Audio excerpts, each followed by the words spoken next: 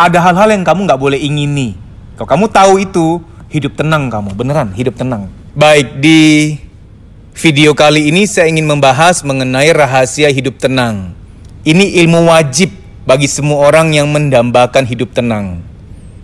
Kenapa kok nggak rahasia kaya raya, nggak rahasia bahagia? Kaya itu bonus, bahagia itu bonus. Jangan anggap kaya itu harus, beban kamu. Ini penting. Bahagia juga bonus. Jangan anggap harus bahagia, harus bahagia. Nggak mungkin. Coba, ada nggak orang yang bahagia seumur hidup? Dari orok sampai lansia? Nggak ada. Psikologi tuh ngajarin yang realistis. Jadi kaya, apalagi ada rayanya, kaya raya itu bonus aja. Datang syukur, ya enggak, ya udah ikhlas. Bahagia juga bonus supaya kamu nggak beban. Soalnya gini ya, kalau kamu nggak ngerti ini, kadang-kadang kalau ada wanita yang punya masalah rumah tangga, dia curhat sama tetangga, curhat sama temennya. Gue gini sama suami gue. Tahu nggak temennya jawab apa? Udahlah sis, kalau nggak bahagia ngapain dipertahanin? Nah, ngeri loh, itu racun loh itu. Nggak bahagia ngapain dipertahanin? Ya ampun, kalau begitu prinsipnya, mau kawin 1000 kali juga percuma. Emang bisa menikah sama seorang yang akan bahagia terus? Nggak mungkin. Jangan curhat sama orang yang nggak punya ilmu, bahaya. Sebenarnya kamu hanya boleh curhat ke 2 tempat. Itu yang paling aman sudah. 1, Tuhan tentunya. Curhat sama Tuhan. Nomor 1 sudah. Yang kedua, curhat ke orang yang punya ilmunya. Nah, sekarang kembali ke topik ya. Rahasia hidup tenang itu apa? Ada sebuah kalimat saya ciptakan. Ini akan memprovokasi kamu. Karena dari sinilah berawal pembahasan rahasia hidup tenang.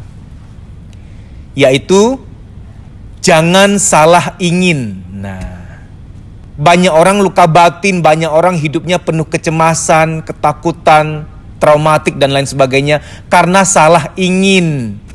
Dia menginginkan apa yang bukan bagiannya, bukan haknya.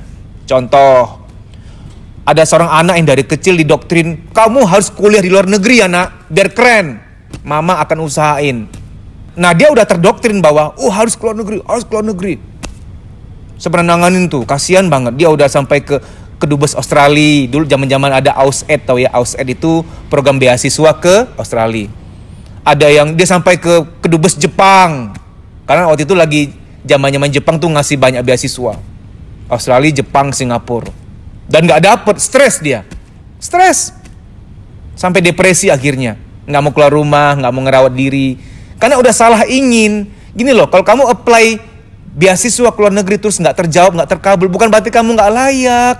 Jangan salah paham. Bukan berarti kamu gak pinter. Jangan salah paham. Mungkin takdir kamu, Tuhan ingin kamu kuliah di Jakarta aja, di Indonesia aja gitu loh. Beda takdirnya. Tapi mas, ke orang lain bisa. Kan beda jalan hidupnya. Kayak saya ini ya. Andai saya jadi kuliah di luar negeri, mungkin saya nggak bermanfaat bagi Indonesia. Mungkin saya betah di sana, nggak mau pulang. Karena mungkin takdir Dedi tuh di Indonesia. Takdir-takdiran, jangan maksain gitu. Nah, orang hidupnya nggak tenang karena salah ingin. Contoh lagi dalam rumah tangga.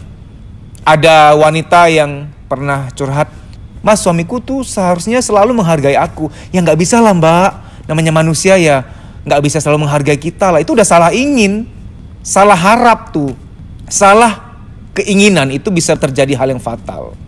Mohon maaf, para pelakor tidak akan pernah hidup tenang karena dia mengingini yang bukan haknya dia. Nggak akan pernah hidup tenang. Sorry ya mbak, aku bukannya mendoakan, tapi aku menyampaikan kebenaran. Sesekali aku harus saklek, ini demi kebaikan kamu. Tapi aku bahagia mas, no. Hati nurani itu tidak pernah dibohongi. Itu bukan haknya kamu. Nggak akan pernah bisa bahagia. Salah ingin apalagi berikutnya. Misalkan, mas aku pengen punya mobil merek tertentu mas. Orang lain aja bisa, masa gua enggak? Tunggu dong. Ada orang yang ditakdirkan Tuhan, dia nggak boleh punya mobil yang terlalu keren. Karena bahaya bagi dia. Kan beda orang beda jalan. Jangan maksa dong. Makanya ikut training motivator tuh ngeri-ngeri. Karena ada motivator yang nggak ngerti psikologi. Yang maksain, harus sukses, harus punya rumah bagus. Ngeri loh. Kamu udah terdoktrin bahwa harus. Kamu udah digiring untuk salah ingin. Gitu. Jangan salah ingin. Maka ingin-inginnya kita ini kita tanyakan kepada Tuhan. Ya Tuhan, inginku ini boleh nggak diingini? Nah, itu penting. Berdoa nggak cuma sekedar, ya Allah aku minta ini, minta rezeki. Tapi juga berdoa tuh cuma minta saja itu kayaknya nggak afdol. Berdoa itu harus yang memohon petunjuk. Doa itu ada 2 komponen utama. Berdoa yang meminta sesuatu, rezeki lah, kesehatan, kebahagiaan, silahkan minta. Yang kedua, berdoa yang memohon petunjuk, yang aku ingini ini boleh diinginkan nggak gitu loh. Itu juga perlu didoakan, memohon petunjuk. Karena nggak boleh salah ingin. Kamu mau beli rumah, coba deh, mohon petunjuk dulu, boleh nggak gitu loh. Minta petunjuk sama Tuhan. Ya memang nggak langsung tiba-tiba ada suara, wahai hambaku boleh gitu kan, nggak ada suara kayak begitu. Cuman ya dari kedamaian di hati gitu. Habis berdoa mohon petunjuk kok hatinya damai, tenang, berarti boleh tuh. Kalau merasa nggak nyaman ya berarti bukan jalannya. Kalau ingin mengembangkan diri, saya yakin semua orang wajib, tidak perlu mohon petunjuk. Tuhan boleh nggak aku mengembangkan diri? Nggak usah ditanya itu mah, pasti boleh. Ingin-ingin yang standar kayak mengembangkan diri, nambah ilmu, banyak belajar, membuang sifat buruk. Kamu cek dari semua keinginan kamu, mana yang kamu nggak boleh ingini. Karena kita sudah tahu, rahasia hidup tenang tuh nggak boleh salah ingin, nggak boleh ingin yang enggak-enggak gitu. Misalkan ya, aku punya temen di sosmed, dia suka pamer, dia tuh ke Eropa setiap tahun, hidupnya enak banget, dia punya mobil mewah, pengen kayak dia. Boleh dijadikan motivasi, tapi jangan diharuskan. Nanti kamu terlalu mengingini haknya orang lain, bisa stres gitu loh. Gini deh, saya nggak mau terlalu kesan menggurui, tapi saya ngomong ke diri saya sendiri. Ini kita ngebanyol ya, ngebodor ya. Dedi kalau mengingini seganteng siapa tuh? Artis-artis gitu. Gue nggak boleh mengingini itu, nggak boleh. Muka ini takdir, hanya bisa dirawat dan diedit sedikit gitu, pakai kamera jahat. Jadi wajah, fisik itu hanya bisa dirawat. Jangan ingin yang enggak-enggak. Akhirnya ke Thailand lah, ke Korea lah, operasi. Operasi plastik boleh, tapi kalau kepentingannya habis kecelakaan. Contoh dulu tuh ada, mohon maaf, saya pernah dengar kisah pramugari, kan dia kena kecelakaan pesawat tuh. Ya mohon maaf ya, ada bagian tertentu yang rusaknya. Operasi plastik untuk mengembalikan, ya boleh-boleh saja. Tapi kalau hidung kurang mancung, supaya mancung, ini dagu dipanjangin. Jangan salah ingin. Kamu sudah mengingini sesuatu yang bukan bawaan gitu loh. Nah, tapi kalau otak, Tuhan kasih kosong awalnya untuk diisi. Mengisi, merawat, harus gitu. Sama kayak kesehatan ya. Tuhan kasih kita kesehatan. Maka ada yang tanya kepada saya, Mas kan bilang takdir sama nasib. Kalau umur itu takdir atau nasib ya? Umur, Tuhan kasih sekian. Nah, kita yang jaga. Ada orang dikasih Tuhan umur 90 tahun tapi dia nggak bisa jaga. Makan sembarangan, tengah malam makan barbecue, tengah malam makan bakar-bakaran terus, tidur serampangan, begadang terus. Dia nggak jaga umur itu, ya dia akan lebih cepat. Jadi kalau Anda bilang umur itu takdir atau nasib ya, Tuhan takdirkan kita umur panjang dan kita diamanatkan untuk menjaga umur itu. Kita ditakdirkan untuk punya kesehatan yang baik. Nah, kita diamanatkan untuk menjaga kesehatan. Nah, sekarang kita fokus ya. Ingin kaya raya udah pasti hilangkan dari batin kamu. Kok gitu ya Mas ngajarinnya? Ya betul, karena saya melihat banyak orang stres karena gue gini-gini aja udah banting tulang loh. Nggak cuma tulangku, aku banting tulang orang juga udah tak banting semuanya juga. Tapi kok gini-gini doang? Saya nggak minta kamu anti kaya ya, nggak. Kalau kamu berjuang dengan ikhlas, berdoa dan berusaha, bisa kaya, tapi jangan dipatok, nanti kamu stres sendiri gitu loh. Itu satu. Yang kedua, jangan salah ingin, jangan mengingini hidup yang kayaknya dalam fairy tale gitu loh. Ini ada seseorang ya, dia mewawancari seorang artis, cantik, suaminya juga ganteng, mereka kaya raya pula. Dia ngomong, enaknya jadi kamu tuh kayak dalam fairy tale tau, kayak dalam kisah-kisah dongeng, terlalu sempurna hidup kamu tuh. Kalian tuh ganteng sama cantik, terus kalian juga kaya raya, kalian juga happy. Saya nggak percaya. Kenapa saya nggak percaya? Saya bukan suujon ya. Banyak yang bawa Mercy, BMW, kaya raya, cantik, ganteng, udah berkeluarga. Kamu kalau lihat dia kayak yang pasti, nggak mungkin ada masalah nih orang. Sempurna banget gitu. Banyak loh orang yang muka-muka fake ya, yang pakai topeng tuh udah saking jam terbangnya tinggi nggak ketahuan lagi pakai topeng. Waktu dia cerita, Mas aku punya masalah ini Mas, kaget aku. Kok bisa ya punya masalah sedemikian berat tapi nggak kelihatan? Nggak ada orang yang sempurna. Jadi kalau kamu mengingini hidup kamu kayak bahagia-bahagianya orang lain, udah pasti udah salah ingin tuh. Saya selalu tanam kepada diri saya sendiri. Dad, saya selalu ngomong sama diri saya sendiri. Dad, ketika bahagia datang, itu bonus. Nggak bahagia ya sudah. Pokok bahagia itu bonus aja. Anggap bahagia itu bonus. Hidup kamu akan tenang kalau kamu menganggap bahagia itu bonus. Begitu kalau ada beranggapan, hidup harus bahagia dong. Kalau nggak bahagia ngapain? Nanti kamu jadi kutu loncat. Kerja di kantor A nggak bahagia pindah ke B. Nggak bahagia pindah. CV kamu tuh nggak pernah yang panjang. Di PTA 3 bulan, PTB 4 bulan. Nggak lama-lama gitu. Padahal banyak ketidakbahagiaan tuh adalah ujian. Banyak ujian datang dalam bentuk ketidakbahagiaan. Apalagi salah ingin. Soal jalan hidup, soal karir. Jangan cuci otak kamu dengan mendoktrin diri kamu. Wah, gue punya tetangga ya. Dia kerja di Jepang loh. Wih, dia sekali kirim uang ke keluarga banyak. Gue pengen juga dong, pasti bisa lah. Kan motivator itu mengatakan kalau orang lain bisa, gue juga bisa. Tunggu dulu. Belum tentu jalannya kamu. Jangan dipaksa. Kamu mengingini jalan hidup yang bukan jalan kamu. Nanti akan ada stres di situ. Maka saya selalu bilang, ke psikolog, tes minat bakat. Nggak usah disayang uang itu. Tes minat bakat. Biar muncul kamu cocoknya bidang apa. Oh, kamu orang hukum. Oh, kamu orang seni. Oh, kamu orang psikologi. Oh, kamu orang keuangan. Oh, kamu orang dagang. Gitu loh. Muncul gitu. Saya banyak menangani kasus-kasus luka batin karena salah ingin. Salah menginginkan sesuatu. Karena ingin-inginnya kita kadang ingin-ingin adopsi. Kita adopsi dari seseorang. Contoh, kamu bersahabat sama si A nih. Oh, kamu deket sama dia. Lihat ya. Jangankan soal cita-cita, jangankan soal kebahagiaan. Dia suka makan jengkol pun kamu akan niru loh. Tanpa kamu sadar, kapan-kapan kalau lihat jengkol tuh kayak suka gitu. Karena nular, kesukaan tuh nular, keinginan tuh nular gitu. Saya banyak nangan kasus yang mbak-mbak pengen jadi pramugari karena temannya pada jadi pramugari, pengen juga. Jadi pengen tuh bisa nular. Nah, sekarang kita harus evaluasi. Pengennya aku ini pengennya asli dari diriku terdalam, hatiku terdalam, atau ini pengennya temenku yang aku adopsi. Segala bentuk keinginan yang adalah adopsi ujung-ujungnya membawa keputusasaan. Karena nanti umur 40, umur 50-an tahun baru kamu sadar, ternyata aku salah ingin. Ini bukan keinginan asliku gitu. Ini aku baru tanganin 2 bulan lalu. Jadi ada seorang mbak, dia mau nikah sama bule, orang Amerika. Setelah dia terima curhatan dari teman-temannya itu, enak ya sama bule, uangnya mah banyak gitu. Suka keluar-keluar kemana juga, ke Hawaii lah apa tuh, ke Maldives lah gitu. Aku juga pengen gitu. Ya itu mungkin itu memang jalan dia. Begitu dia cari bule dan nikah sama bule, diselingkuhi sana sini, ketemu 6 bulan sekali. Beda jalurnya, beda nasibnya. Jangan salah ingin, mbak. Bahagianya orang lain belum tentu bahagianya kamu gitu.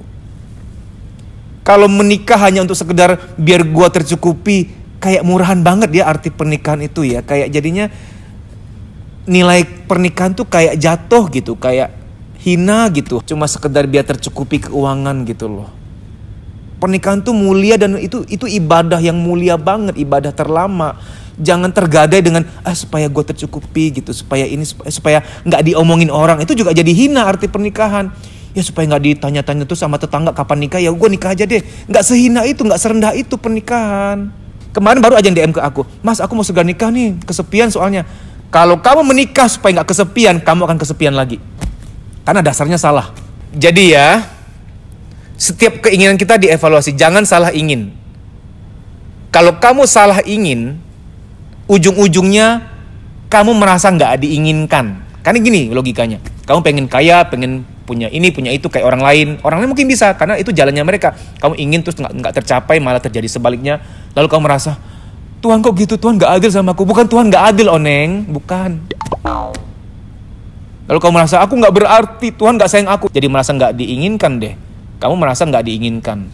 Karena berawal dari salah ingin. Lalu salah paham, Tuhan nggak menganggap aku berarti, Tuhan nggak adil. Jangan salahkan Tuhan atas apa-apa yang nggak pernah kamu tanya kepada Tuhan. nggak pernah ngelibatin Tuhan, terus nyalahin Tuhan. Nggak boleh gitu dong. Kayak gini ya, kamu nggak pernah nanya aku, terus nanti nyalahin aku. Nggak bisa gitu dong. Mau nikah nanya Tuhan, tanya. Mohon petunjuk, tanya. Belum dapat petunjuk mas, udah ditanya, udah mohon, udah berdoa juga. Ya tunggu. Menunggu, nggak bisa yang gimana nanti gitu. Mau kerja ke luar negeri, tanya, berdoa dulu, mohon petunjuk. Udah berdoa mas, belum dapat petunjuk, tunggu.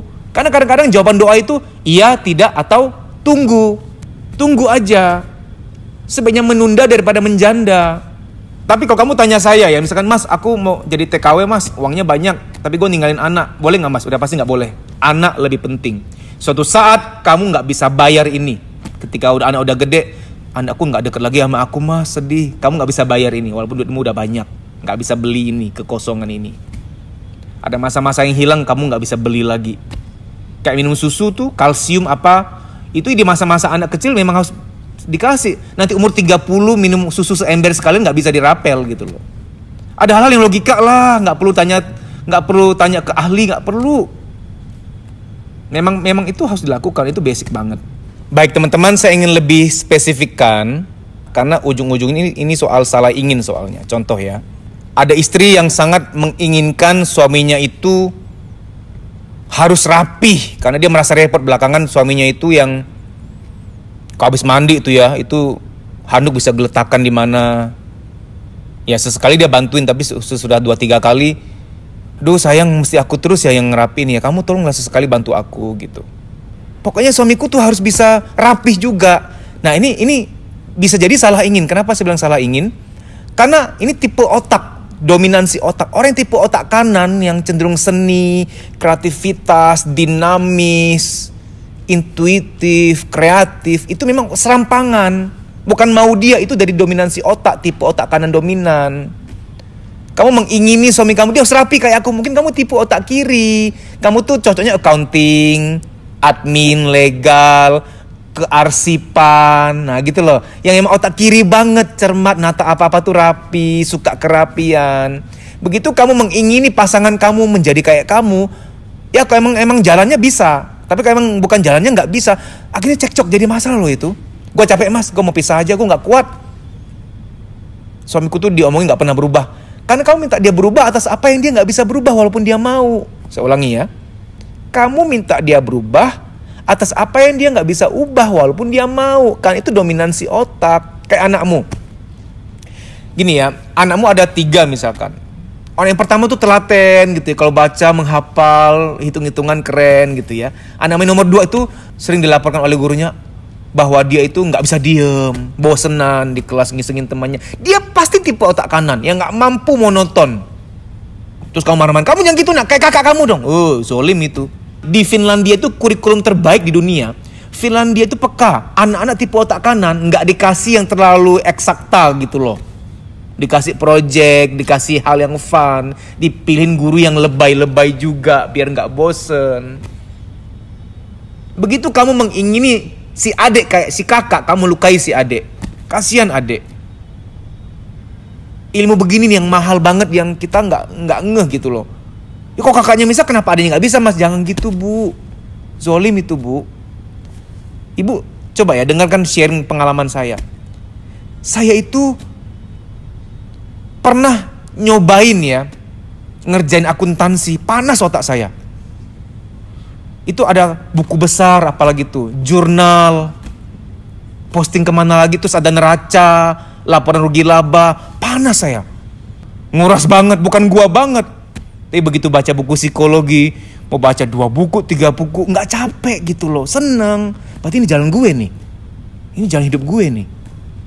Otak kanan tuh yang lebih dinamik, empatik, yang lebih ada seninya. Karena psikologi itu seni, bukan hitung-hitungan. Bu, jangankan anakmu, saya aja yang niat mau berubah gitu, tahu ilmu perubahan juga nggak bisa berubah untuk hal yang bukan jalanku. Oke, jadi wahai para ibu, punya suami model apa, lihat, jangan-jangan itu bagian dari dominansi otak. Memang nggak bisa diubah. Contoh ya, ada orang yang memang tipe ekstrovert, ember. Maka dari awal tuh di ta'aruf itu, di forum ta'aruf ditanya bener, kamu ekstrovert atau introvert, itu perlu ditanya. Nggak cuman agamanya ditanya, jangan cuman itu. Kamu introvert atau ekstrovert? Kamu tipe otak kanan atau tipe otak kiri? Karena nanti ini yang akan menimbulkan kerepotan-kerepotan waktu berumah tangga. Dia berantakan atau dia rapi, dia belak-belakan. Gini, karena ada istri yang udah gak mau curhat sama suami, karena dia tahu suaminya ember. Tapi suami ngeluh, "Mas, istri gua tuh gak pernah mau ngomong sama aku lagi. Ngomongin apa-apa ke tetangga, ke mertua gitu loh.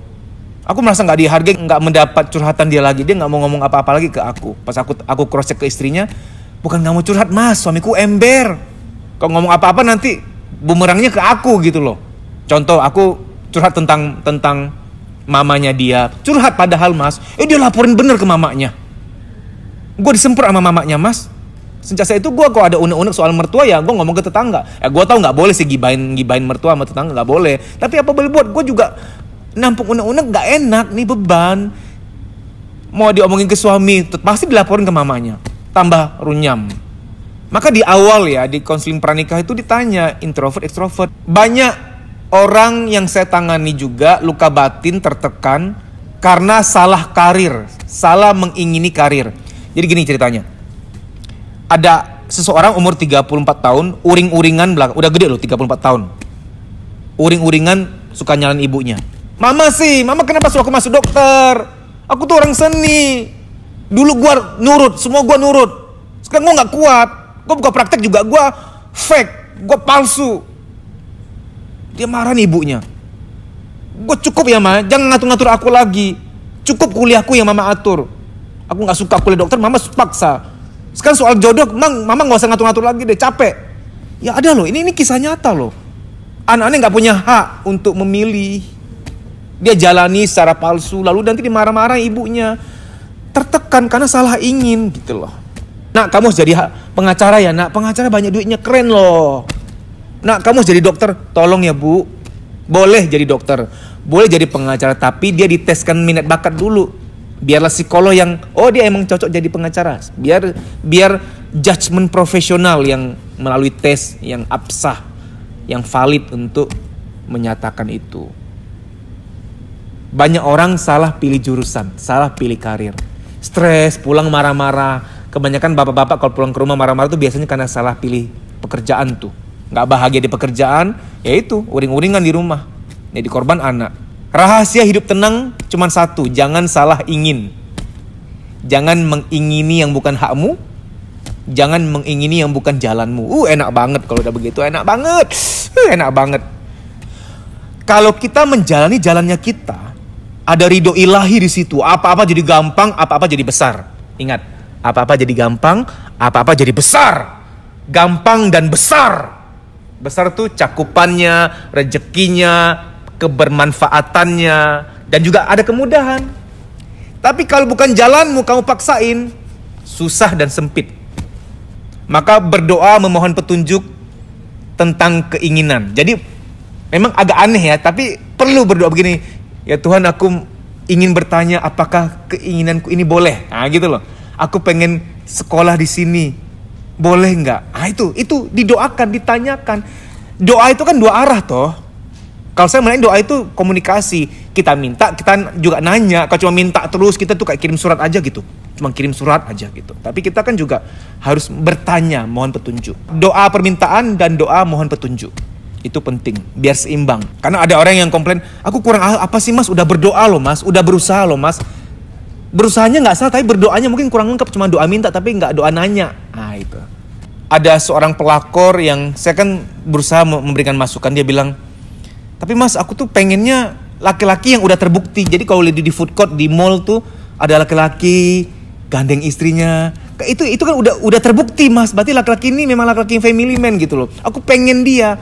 Kamu mungkin merasa konyol, aneh ya. Tapi memang ada pelakor yang pengen cari cowok yang udah jadi ceritanya gitu loh. Kalau yang masih lajang kan belum terbukti nih gitu. Ini salah ingin. Kamu mengingini hak orang lain loh itu.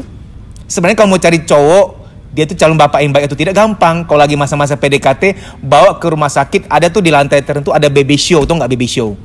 Apa itu kalau habis lahiran tuh biasa bayi ditaruh dulu di sebuah ruangan, ada kaca tuh, ruang kaca tuh.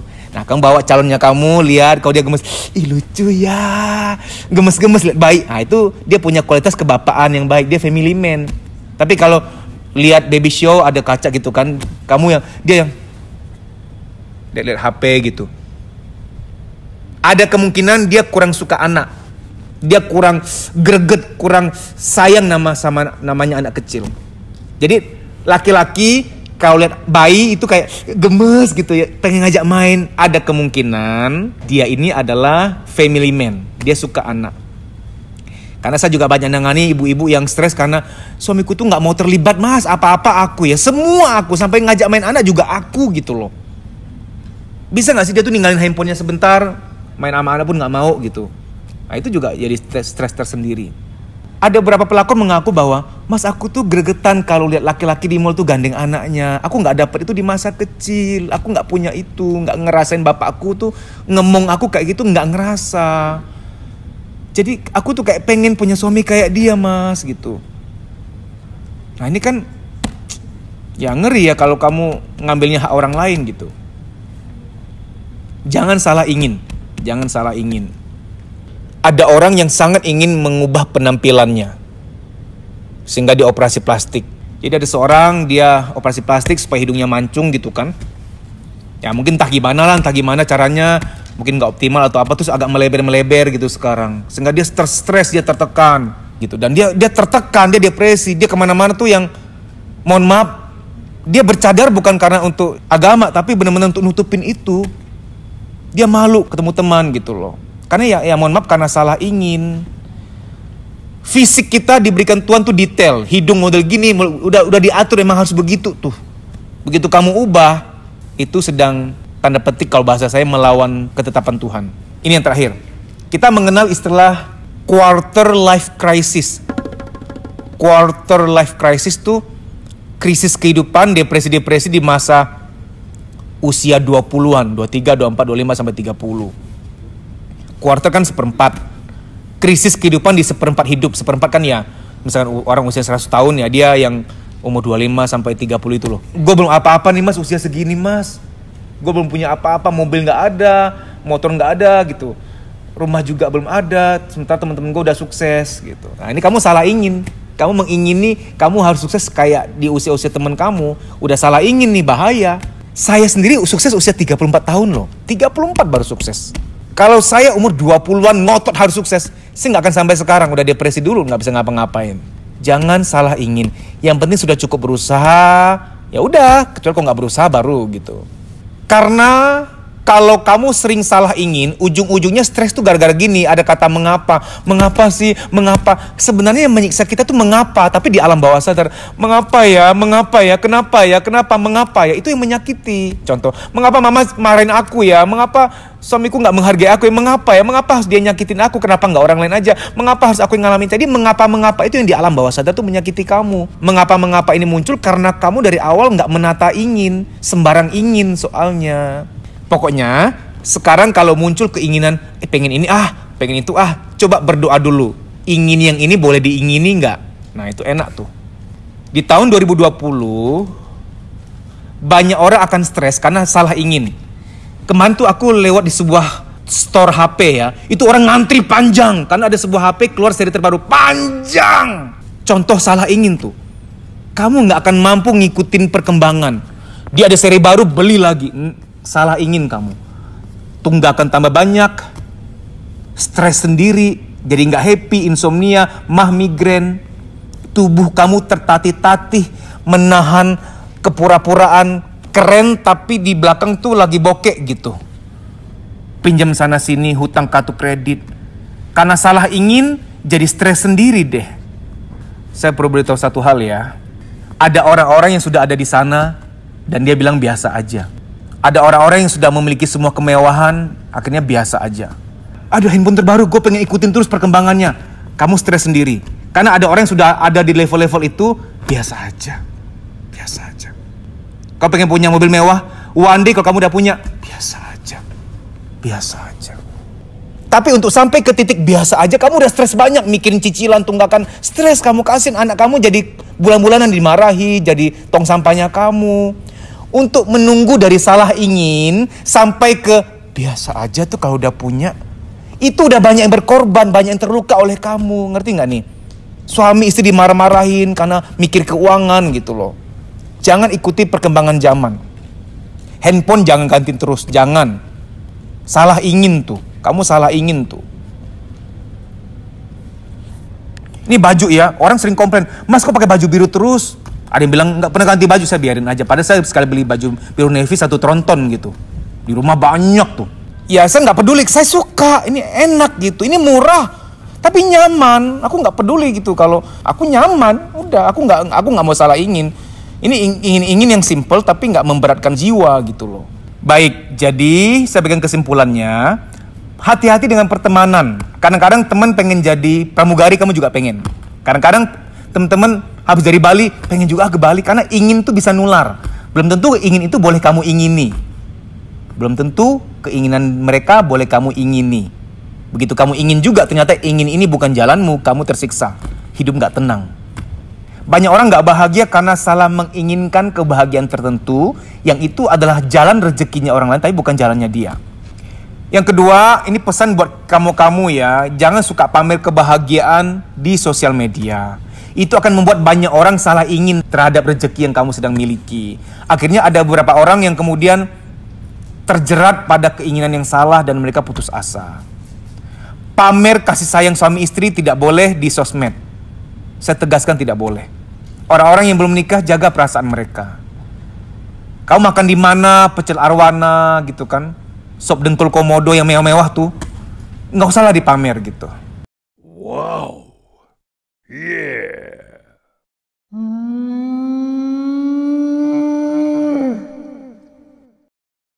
Lagi jalan di mana, boleh misalnya lagi di pantai, cuma cukup foto kamu sama pantai, tapi jangan pantai yang di Hawaii, pantai yang di Maldives gitu loh. Ya bolehlah sekali, tapi kalau terlalu sering, kebayang nggak perasaan orang-orang yang pengen itu pun belum tentu bisa gitu. Belum tentu bisa bukan berarti nggak mampu ya, tapi memang bukan jalannya. Ada hal-hal yang kamu nggak boleh ingini. Kalau kamu tahu itu, hidup tenang kamu, beneran hidup tenang. Karena ketenangan tuh rahasianya nggak ada ikatan. Kamu selama ini sering salah ngikat diri kamu ke yang nggak boleh kamu ikat gitu. Dia tuh nggak mencintai kamu gitu loh. Chat kamu dibalas tapi perasaan kamu nggak dibalas gitu. Kamu mengingini dia nggak mengingini kamu. Maka aku nggak percaya namanya cinta akan tumbuh kok mas. No, saya nggak percaya. Tapi ada yang tumbuh, itu kebetulan. Karena emang jodohnya bersama lalu tumbuh. Tapi yang nggak tumbuh tuh banyak banget gitu. Kita kalau hilaf menyakiti orang lain wajar, hilaf. Tapi kalau calon kamu sengaja menyakiti kamu, sengaja loh ini, udah pasti kamu nggak boleh mengingini dia.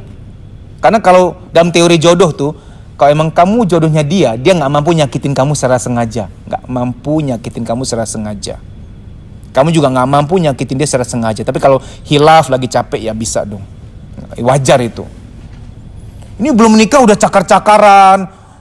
Kamu ya, rasain. Jadi kayak bisa balas-balasan gitu loh. Itu jodohnya tuh di ring tinju, bukan jodohnya di pelaminan. Baik demikian ya, semoga video ini bermanfaat. Terima kasih. Kamu bisa follow Instagram saya deddysusanto.pj_official. Di story itu ada jadwal training, silahkan dicek. Kalau kotamu termasuk di jadwal, WA nama peserta ke nomor panitia tersebut di kota itu untuk mendaftar. Kita kan mau membaik nih, mau meningkatkan kualitas hidup. Karena jangan-jangan luka-luka batin itulah yang membatasi, menghambat mental kita untuk maju.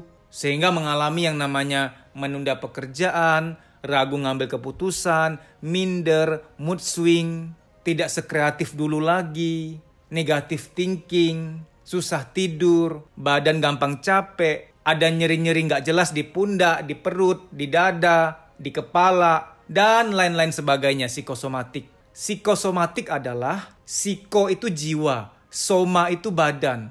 Psikosomatik artinya, ada beban-beban di jiwa, baik yang terpendam maupun yang disadari, ketika secara akumulatif sudah penuh, dia nitip taruh beban di badan. Ada yang nitip taruh beban di kepala, jadilah migrain, rambut rontok, pelupa, insomnia, pikun dini, dan lain-lain sebagainya. Kalau ketombe karena salah sampo ya, beda jurusan itu, beruak kakak. Ada orang yang ketika jiwanya sudah penuh, jiwanya itu nitip taruh beban di perut, jadilah mah, nyeri head berlebihan, nafsu makan tinggi, nafsu makan rendah, dan lain-lain sebagainya. Saya nggak mau sebut nama-nama penyakit lain yang wah ya. Tidak baik menyebut nama-nama penyakit seperti itu karena dapat mensugesti. Saya sebutkan hanya gejala-gejala kesehatan yang sering dialami oleh kita semua, yang ringan-ringan. Time doesn't heal. Waktu tidak menyembuhkan. Kita perlu berusaha untuk memulihkan diri kita. Ada doa, ada usaha. Harus seimbang. Kalau ternyata setelah kamu lihat jadwal di Instagram saya, tidak ada kotamu terdaftar di situ, apa boleh buat kamu ikut training secara pribadi. Ini coaching pribadi. Nanti via WA call dengan saya. Tapi harus daftar dulu. Nah, daftarnya agak beda. DM, Instagram, kuliah psikologi. Daftar di situ DM dulu. Bilang bahwa kamu mau daftar training private, coaching private. Baik demikian ya, semoga informasi ini bermanfaat. Terima kasih.